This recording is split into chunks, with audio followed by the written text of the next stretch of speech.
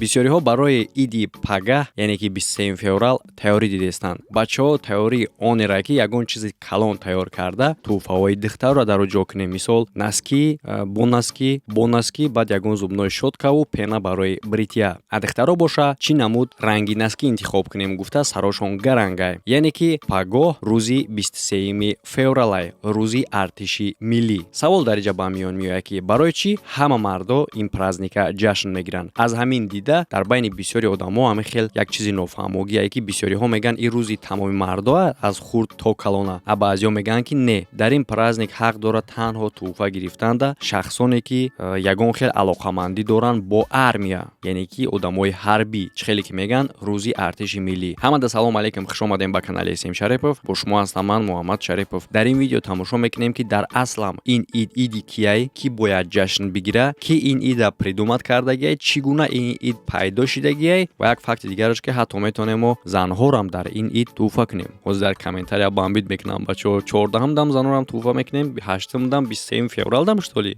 тамошо кунем видеоро то охира. ва касоне ки барои харидани наскиву пена барои бритья пул надоранд, шумо метавонед ки ба ссилкаи дар комментария закрии печида гузашта регистратсия кунед. агар ки угадат карда битонӣ кадом ҷанговар ё бозингар ғолиб мешавад, дар бурди ӯ метавонӣ пул кор кунӣ, ҳамон қадар пуле ки ҳатто наски мехарӣ, яъне ки чанд блок наски мехарӣ на всю жизнь короче. ва фаромӯш накунед дар вақти полни регистратсия кардан ва якум попалени кардани баланснон промокоди канала истифода баред. ссилка ва промокод дар комментария закрии печидагиай.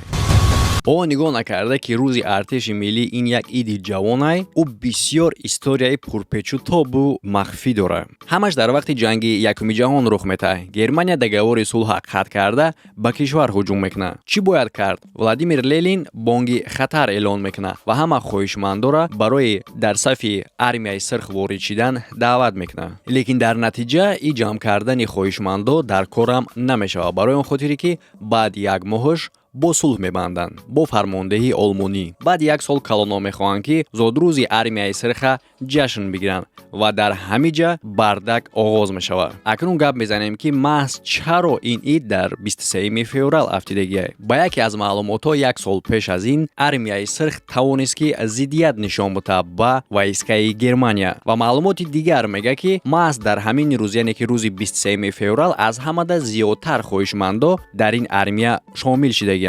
мувофиқи маълумоти дигар пайдошавии ид имена дар рӯзи 23 феврал ин хатогиҳои ҳуҷҷатия, яъне ки аниқтараш мушкилиҳои ҳуҷҷатӣ. аввалан мехоҳанд ки ҷашнгирии рӯзи ин ида дар охири моҳи май бимонанд. как раз ҳамон вақт сохта мешавад РККА, лекин барои имзо кардан каме мушкилӣ мешавад, яъне ки вақт мекашад. баъдан ба хулосае меоянд ки рӯзи ҷашнгирии ида 17 феврал бимонанд. барои чӣ хотир?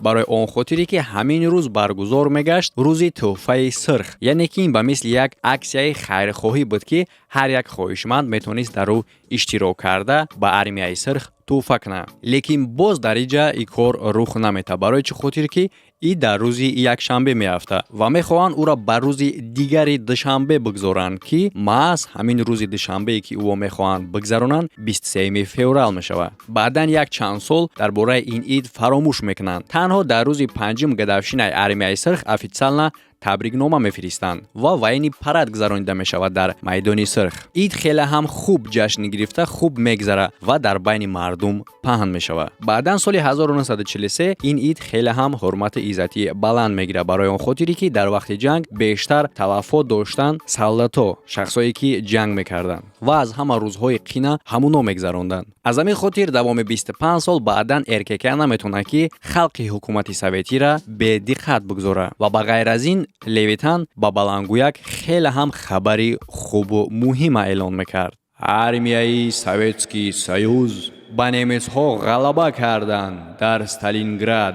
дар ҳамин вақт метавонанд ки блокадаи Ленинграда бартараф карда дигар шаҳрҳоро наҷот бидиҳанд. барои рӯзи ид рост ба фронт Сталин 1300 артист, сароянда ва дигар санъаткорро мефириста барои ҷашн гирифтани ид. Актёр ҳаҷвнигоро вақти солдатҳоро хуш мекарданд. Саҳнаҳои театрӣ баргузор мегашт. Суруду шеърҳо дар бораи ҷанг хонда мешуд. Лекин ин ҷашнгирӣ барои СССР басанда набуд. Рӯзи армияи сирха Великобританияи Союзӣ ҷашн мегирад. Дар оркестри Лондон навохта мешавад мусиқии Прокофьев ва симфонияи Ленинградии таҳти рақами 7 аз Шостакович. Яъне ки ҳамин хел ҳурмати худшона нисбати халқи СССР нишон метан. Баъди кампанияи ҷангӣ рӯзи 23 феврал камтар тағйир меёбад. Яъне ки номша иваз карда рӯзи армияи советӣ ва флоти ҷангиву баҳрӣ мешавад. Дар ин вақт ба хулосае меоянд ки рӯзи 23 феврал ёд биёранд шахсоеро ки дар ҷанг афтидагиянд. Баъдан ба хулосае меоянд ки дар ин рӯз иштирокчиҳои ҷанга ордену медалҳо бутанд. Шахсоне ки дар ҷанг вафот кардагиянд ёд биёранд ва дар осмон салют сартанд. Лекин дар болои ин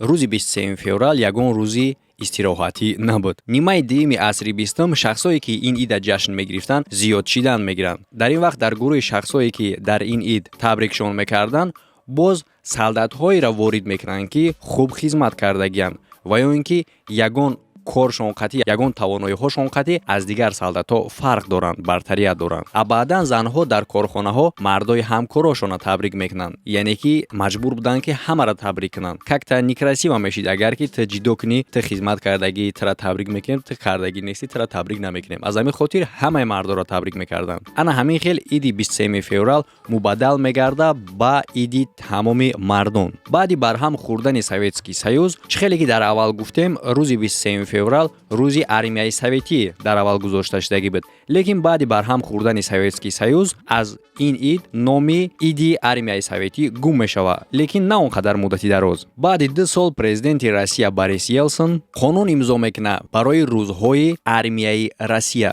Ин аз ҳама рӯзҳои муҳимтарин дар таърихи армияи Россия ба ҳисоб мерафт ва мувофиқи ин қонун 17 рӯз дохил мешид, ҳамчун рӯзҳои фаромӯшнашаванда дар таърихи армияи Россия. Ва рӯзи ҳифзи ватан яке аз во буд, яъне ки 23 феврал. Ва танҳо соли 2002 официална рӯзи 23 феврал эълон карда мешавад ҳамчун рӯзи ид ва рӯзи истироҳатӣ дар ин рӯз. Яъне ки мақсади асосии ин ида ҷашн гирифтан дар он буд ки хотиррасон кардан дигароро аз рӯзи ҷанг ва наградаву тӯҳфаҳо супоридан ба иштирокчиёни ҷанг. Ки дар аввал чӣ хеле ки гуфтем дар ин рӯз занҳорам тӯҳфа кардан мумкин буд, яъне ки ҳар як марду зане ки дар ҷанг иштирок кардагиянд фарқ надошт. Дар инҷа аллакай марду зан ҷидо намекарданд. Яъне ки аз ҳамин хотир ҳар рӯзи 23 феврал дар телевизор передачаҳо ё ин ки филмҳо дар бораи ҷанг меравад ва дар болои қабрҳои солдатҳои беному нишон мурдашудагӣ гул мегузоранд ва парадҳо гузаронида мешавад. Лекин дар рӯзи мобоша 23 феврал тамоми ҷинсҳои мардона